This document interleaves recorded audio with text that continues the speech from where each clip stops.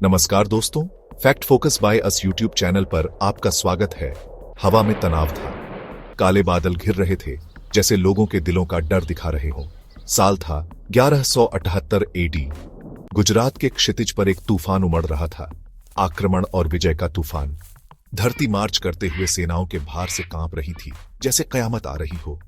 गिद्ध ऊपर मंडरा रहे थे, उनकी परछाई सूखी जमीन पर अशुभ रूप से नाच रही थी। हवा भी जैसे चेतावनी दे रही हो, आने वाले युद्ध की खबर ला रही हो। सूरज तबाही का एक आग का गोला प्यासी धरती पर चमक रहा था। वो खून और मांस के बने थे, ताकत और शोहरत की प्यास से प्रेरित।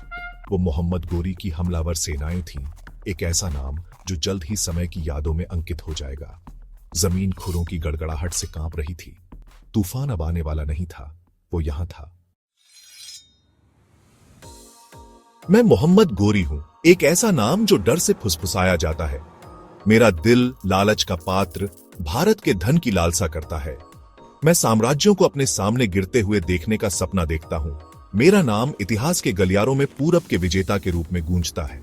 मैं भारत को देखता हूं, पौराणिक धन और वैभव का देश, लेने के लिए तैयार। मेरी सेनाएं अनगिनत लड़ाइयों से कठोर, मेरी इच्छा के उपकरण मात्र हैं।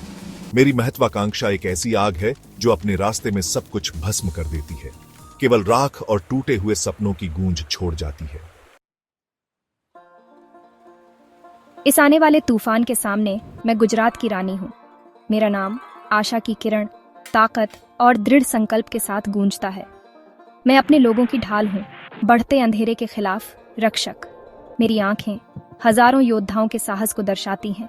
डर नहीं, बल्कि अपनी भूमि और अपने लोगों की रक्षा करने का दृढ़ संकल्प रखती है। मैं समझती हूँ कि गुजरात की रक्षा सिर्फ सेनाओं की ताकत पर नहीं, बल्कि उसके लोगों के अटूट साहस पर निर्भर करती है। मैं गांव-गांव जाती हूँ, अपने लोगों के दिलों में प्रतिरोध की लौ जलाती हूँ। मेरे शब्द जोश और साहस से भरे हुए आम लोगों और योद्धाओं दोनों के साथ गूंजते हैं। हमारी ताकत में मेरा अटूट विश्वास जंगल की आग की तरह फैलता है। गुजरात के लोगों के दिलों में विद्रोह की चिंगारी जलाता है। हम लड़ने के लिए तैयार हैं और जरूरत पड़ने पर अपनी आजादी के लिए मरने के लिए तैयार हैं। युद्ध का आह्वान राजपूत दरबार के राजसी हॉल में गूंजा। हवा प्रत्याशा से भर गई, आने वाले संघर्ष का एहसास जिसने किसी को भी नहीं छोड़ा। दरबार जो आमतौर पर भव्य था और उत्सव का स्थान होता था, अब युद्ध कक्ष में बदल गया था। धूप की खुशबू की जगह स्टील की ठंडी कठोर चमक ने ले ली। युद्ध अपनी सारी भयानक महिमा में राजपूत दरबार का एकमात्र केंद्र बन गया था। राजपूत अपनी वीरता और शिष्टता के लिए जाने जाते हैं। बेजोड़ उत्साह के साथ इस आह्वान पर खरे उतरे। वे अलग अलग कुलों से आए थे, प्रत्येक का अपना गौरवशाली वंश और परंपराएं थीं, लेकिन वे एक समान उद्देश्य से एकजुट थे। वे पहले राजपूत थे, अपनी भूमि और अपनी रानी के प्रति उनकी वफादारी बाकी सबसे बढ़कर थी। कायाद्रा के युद्ध के मैदान पर सूरज बेरहमी से चमक रहा था। हवा पसीने और डर की गंध से भरी प्रत्याशा से खिल उठी। एक तरफ मोहम्मद गोरी की हमलावर सेना खड़ी थी, उनकी संख्या विशाल थी, उनका कवच कठोर धूप में खतरनाक रूप से चमक रहा था।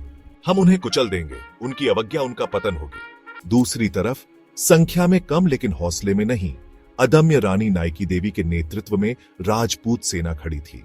उनके चेहरे गंभीर थे, उनकी आंखें उस साहस को दर्शा रही थीं जो उनके दिलों में चमक रहा था। वे जानते थे कि उनके खिलाफ बाधाएं बहुत हैं, लेकिन डर एक ऐसी विलासिता थी जिसे वे वहन नहीं कर सकते थे। राजपूताना के योद्धाओं, दृढ़ रहो, हमारी भूमि के लिए, हमारे सम्मान के लिए। जैसे ही दोनों सेनाएं टाइटन्स की तरह भिड़ी, युद्ध एक ओग्लुष्णीय गर्जना के साथ शुरू हुआ। जमीन उनके भार के नीचे कांप उठी। हवा स्टील के स्टील से टकराने की आवाज घायलों के रोने और लड़ाकों के युद्ध के नारों से भर गई। फंसे हुए बाघों के क्रोध से लड़ो, हमारी आजादी के लिए, हमारे सम्मान के लिए, हमारी आत्मा के लिए।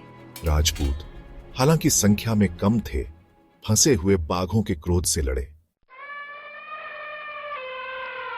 रानी नाइकी देवी अपने युद्ध हाथी पर सवार युद्ध के मैदान के बीच आशा की किरण थीं। उनकी आवाज युद्ध के सींगों से बढ़ी हुई युद्ध के शोर के ऊपर उठती रही, अपने योद्धाओं को आगे बढ़ाती रही। मजबूत रहो, आगे बढ़ो, जीत हमारी मुट्ठी में है।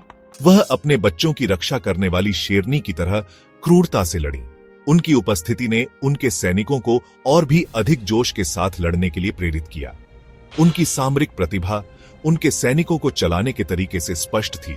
दुश्मन की रेखाओं में कमजोरियों का फायदा उठाते हुए उनका साहस संक्रामक था। राजपूत सेना के रैंकों में जंगल की आग की तरह फैल रहा था। साथ मिलकर हम अजेय हैं, राजपूताना के लिए। राजपूत अपनी रानी की बहादुरी से प्रेरित होकर अलौकिक शक्ति से लड़े। सूरज ढलने लगा। खून से लथपथ युद्ध के मैदान पर लंबी परछाई डाल रहा था। हवा मौत की बदबू से भारी, मरने वालों की कराह से भरी हुई थी। कायाद्रा का युद्ध समाप्त हो रहा था। हमलावर सेना हतोत्साहित और कमजोर अंततः राजपूतों के अथक हमले के तहत टूट गई। राजपूत सेना की विजय का नारा युद्ध के मैदान पर गूंज उठा। अवज्ञा की आवाज, योद्धा जाति की अदम्य भावना का प्रमाण। गुजरात की भूमि सुरक्षित थी, अपने लोगों के साहस और अपनी रानी की रणनीतिक प्रतिभा द्वारा संरक्षित। कायाद्रा में जीत सिर्फ एक सैन्य जीत नहीं थी, यह अत्याचार के खिलाफ प्रतिरोध की अटूट भावना का प्रतीक था। यह आशा की किरण के रूप में काम करता था। आने वाली पीढ़ियों को याद दिलाता था कि एकजुट लोगों के साहस से सबसे शक्तिशाली साम्राज्यों को भी उनके घुटनों पर लाया जा सकता है। कायाद्रा में जीत एक अनुस्मारक के रूप में कार्य करती है कि स्वतंत्रता की भावना सबसे अंधेरे समय में भी उज्जवल रूप से जलती है। रानी नाइकी देवी के साहस और राजपूत योद्धाओं के बलिदान को हमारे भीतर गर्व और देशभक्ति की भावना को प्रज्वलित करने दें। अगर आपको यह वीर गाथा गर्व से भर देती है तो इसे हर भारतीय तक पहुंचाइए। इस वीडियो को लाइक करें, शेयर करें और फैक्ट फोकस बायूज को सब्सक्राइब करें, क्योंकि हम लाएंगे ऐसी ही अनसुनी गाथाएं जो आपको योद्धा बना देंगे।